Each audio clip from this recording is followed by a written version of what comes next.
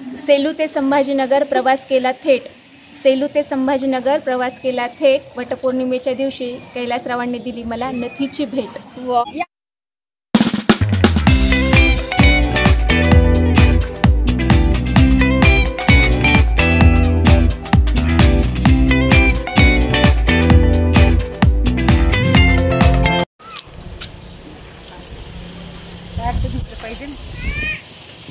नमस्कार मैत्रिणींनो, आज आहे ज्येष्ठ महिन्यात येणारी पौर्णिमा, ज्याला आपण वटपौर्णिमा असं म्हणतो.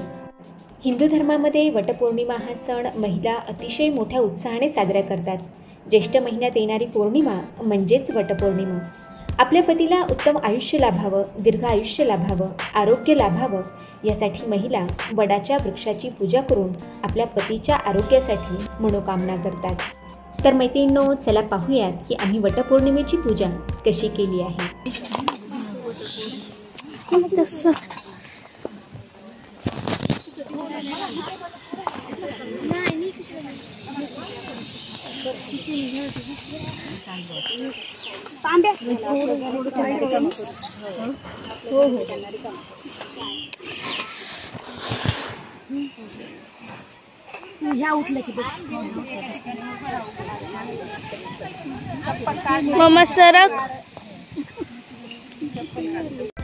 मैत्रिणींनो, स्त्रियांद्वारे पतीच्या दीर्घायुष्यासाठी केलं जाणारं व्रत म्हणजेच वटपौर्णिमा.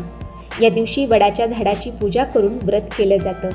वटपौर्णिमेच्या दिवशी वडाची पूजा केल्याने अखंड सौभाग्यासह जीवनात अपार सुख आणि संपत्ती प्राप्त व्हावी यासाठी वटपौर्णिमेच्या पूजेचं व्रत केलं जातं. मैत्रिणींनो, आजच्या वटपौर्णिमेच्या पूजेसोबत तुम्हाला छान छान उखाणे देखील ऐकायचे आहेत, म्हणून व्हिडिओ शेवटपर्यंत नक्की पहा.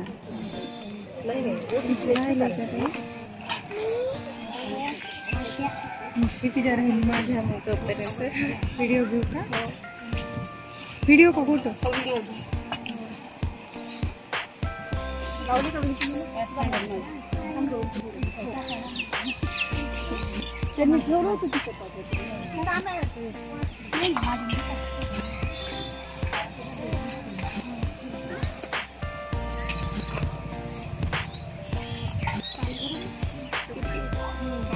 अगं तू फिरू नको नारायण माझ्या एका ठिकाणी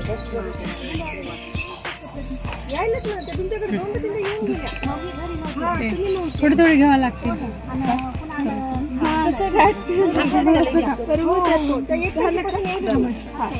तेवढा घेतला पूजा करताना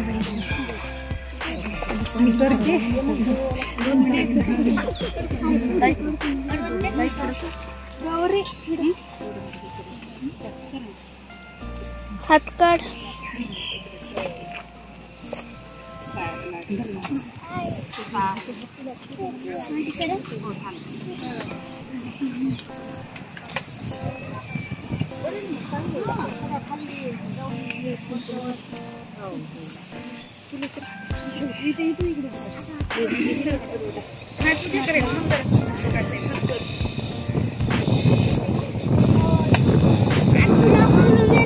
फोटो काढते.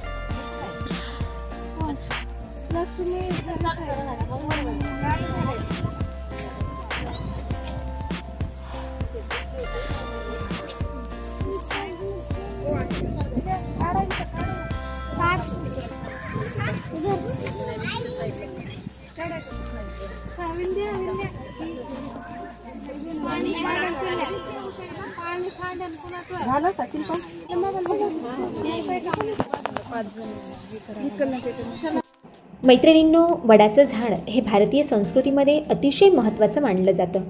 धार्मिक, सामाजिक आणि वैज्ञानिकदृष्ट्या या झाडाचं अनेक महत्त्व आहे. वटवृक्षामध्ये ब्रह्मा, श्रीहरी आणि शिव यांचा वास आहे असे मानले जाते आणि त्यामुळेच त्याची पूजा केली जाते. वटवृक्षाच्या सावलीत अनेक धार्मिक कथा घडल्या आहेत आणि त्यामुळेच वटवृक्षाचे महत्त्व अधिक वाढले आहे. मैत्रिणींनो, वडाच्या झाडाला अक्षय वृक्षही म्हणतात. अक्षय म्हणजे ज्याचा क्षय होत नाही. वटवृक्षाचा देखील कधीही क्षय होत नाही, ते कायम वाढतच राहते. कारण वडाच्या झाडाच्या जमिनीतून पुन्हा पुन्हा पारंब्या वर येतात आणि वडाचा विस्तार करतात आणि म्हणून वडाच्या झाडाचे आयुष्य हजारो वर्ष राहते. भारतीय संस्कृतीमध्ये वडाच्या झाडाचे महत्त्व अनन्यसाधारण असे आहे. मैत्रिणींनो, तुम्हाला माहिती आहे का, एक पूर्ण वाढलेले वडाचे झाड एका तासाला 712 किलो इतक्या प्रचंड प्रमाणामध्ये प्राणवायू वातावरणामध्ये सोडत असतात. वडाच्या झाडाखाली वेळ व्यतीत करणे म्हणजे शरीराला आवश्यक असणाऱ्या प्राणवायूची पूर्तता भरून काढणे. वडाच्या काटक्यांचा उपयोग होम हवनामध्ये व यज्ञामध्ये समिधा म्हणून देखील केला जातो. पुराण कथेनुसार वडाचे झाड हे शिवशंकराचे स्वरूप मानले गेले आहे आणि म्हणून वडाच्या पारंब्या ह्या शिवाच्या जटा आहेत. मैत्रिणींनो, आपल्या सर्वांनाच परिचित असलेली सत्यवान सावित्रीची कथा या वडाच्या झाडाशी इतकी निगडीत आहे की वटपौर्णिमेला सर्व हिंदू स्त्रिया आजही श्रद्धेने आपल्या पतिराजांचे दीर्घायुष्य वडाच्या झाडाची पूजन करून मागतात. पुराण काळातील बुद्धिमान असणारी सावित्री वटवृक्षाचे महात्म्य जाणत होती आणि म्हणूनच तिने मूर्छित सत्यवानाला वडाच्या झाडाखाली झोपवले. कारण ते झाड इतर झाडांच्या तुलनेत सर्वात जास्त म्हणजेच जवळजवळ 60% प्राणवायू सोडत असते. तिला हे माहीत होते की तिच्या मृतवत पतीला त्यावेळेस प्राणवायूची सर्वात जास्त गरज होती. आधुनिक भाषेत वटवृक्ष नैसर्गिक व्हेंटिलेटरचे काम करतो आणि म्हणूनच आपोआप त्याच्या आसपास राहणाऱ्या लोकांना सहजपणे शुद्ध प्राणवायू मिळत असतो. मैत्रिणींनो, एवढंच नव्हे तर वडाच्या झाडाची मुळं, पानं, फुलं, फळं, साल, पारंब्या, चीक या सगळ्यांचाच औषधी उपयोग होतो आणि त्यामधून असंख्य आजारांवर उपचार करता येतो. वीर्य वाढवण्यासाठी व गर्भाशयाच्या शुद्धीसाठी वडापासून रामबाण औषध देखील मिळतं आणि म्हणूनच या वृक्षाला संसार वृक्ष देखील म्हटलं जातं. वटपौर्णिमेचा सण आज माझ्या कॉलनीतील माझ्या मैत्रीण श्रीखंडेताई, मीना, बिडकरताई, त्याचबरोबर देवलेकरताई, भुतेकरताई या सर्वांच्या सोबतीने आणि कॉलनीतील इतरही मैत्रिणींच्या सोबतीने आज वटपौर्णिमेचा सण अतिशय उत्साहामध्ये साजरा झाला. वडाची पूजा झाल्यानंतर आम्ही सर्व मैत्रिणींनी एकमेकींची ओटी भरली आणि ओटी भरल्यानंतर आम्ही सर्वांनी उखाणे देखील घेतले. तर चला मैत्रिणींनो, आजचा हा आमचा उत्साह किती उत्साहात पार पडला पाहूयात.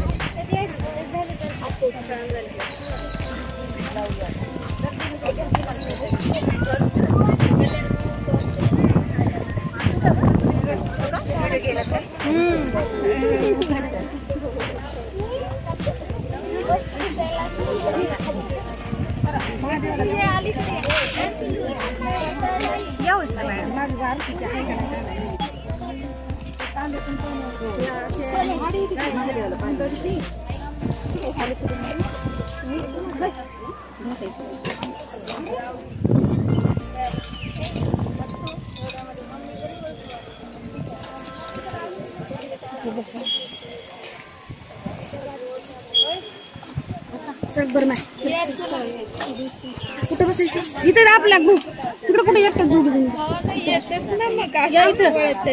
हे बुद्धी करून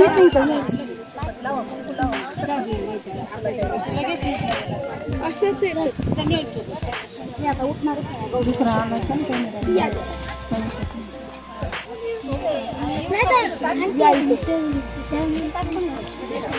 गौरी इथे जवळ ये, कापून जाऊन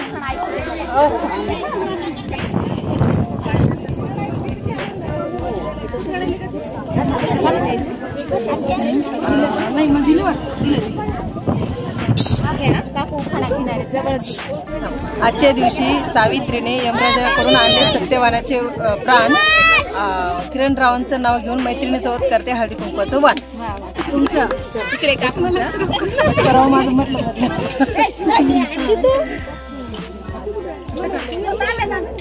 माझे मायाळू तर मैत्रिणी माझ्या हौशी महादेवरांचं नाव घेते वटपौर्णिमेच्या दिवशी. आता मी घेऊ. वटपौर्णिमेच्या दिवशी असते वडाला 7 फेरे मारण्याची प्रथा. वटपौर्णिमेच्या दिवशी असते वडाला 7 फेरे मारण्याची प्रथा. कैलासरावां सोबत ऐकेल सत्यवान सावित्रीची कथा. आम्हाला कथा पाठवा.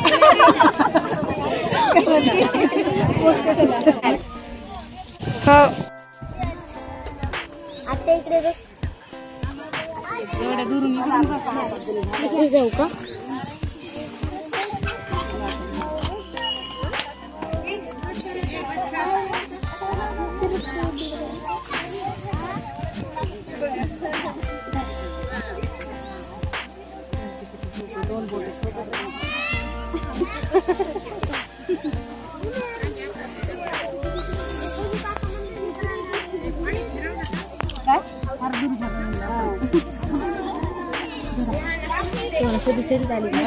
मी पाहायला होतं एकच टर्नरला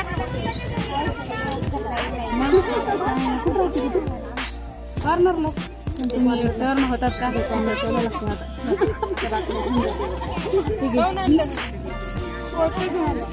फोटो पण घे.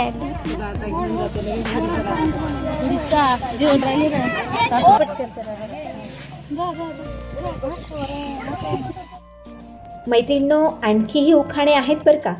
या व्हिडिओच्या शेवटपर्यंत तुम्ही सोबत राहा. आणखीनही माझ्या मैत्रिणींनी घेतलेले उखाणे तुम्हा सर्वांना ऐकायचे आहेत. अगदी छान छान उखाणे, जे उखाणे आपण कधीही ऐकलेले नाही आहेत. तर चला, व्हिडिओ शेवटपर्यंत नक्की पहा आणि उखाण्यांचा आनंद घ्या. मैत्रिणींनो, तुम्हाला आमचे सर्वांचे आजचे उखाणे कसे वाटले, आमचा व्हिडिओ कसा वाटला हे कमेंट बॉक्समध्ये नक्की सांगा. आणि आमच्या रेनबो चॅनलला सबस्क्राईब करा आणि लाईक देखील नक्की करा.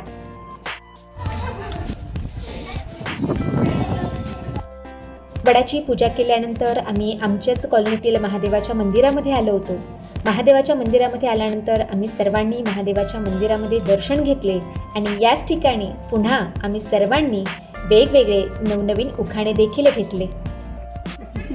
आजचा बेस्ट फोटोग्राफ. मागच्या वर्षी मॅडम होते माझ्यासोबत.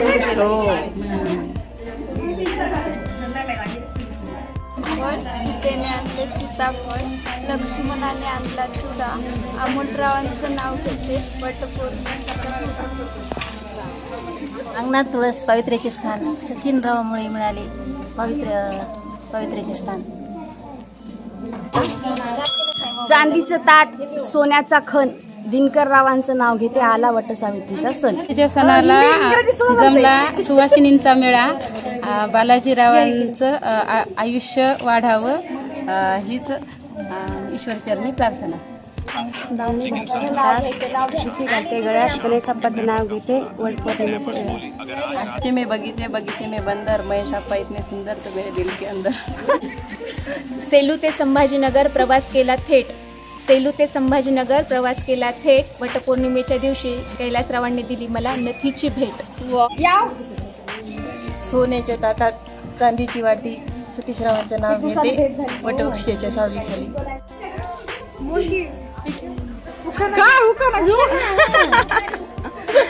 घ्या घ्या उखाणा घ्या. राजहंस पाखराचे गुंजे गुंजे डोळे, रामरावचं रूप हृदयात. वा वा छान. रुसलेल्या राधिकेला कृष्ण म्हणतो हास, बालाजीरावांचं नाव घेते तुमच्या सर्वांकरता खास. छान. चला ए बाळ. हा चला आता. आज आहे 10 जून वटपौर्णिमेचा सण. सुनील रावांचं नाव घेते कांबळ्यांची सोय. वा वा छान.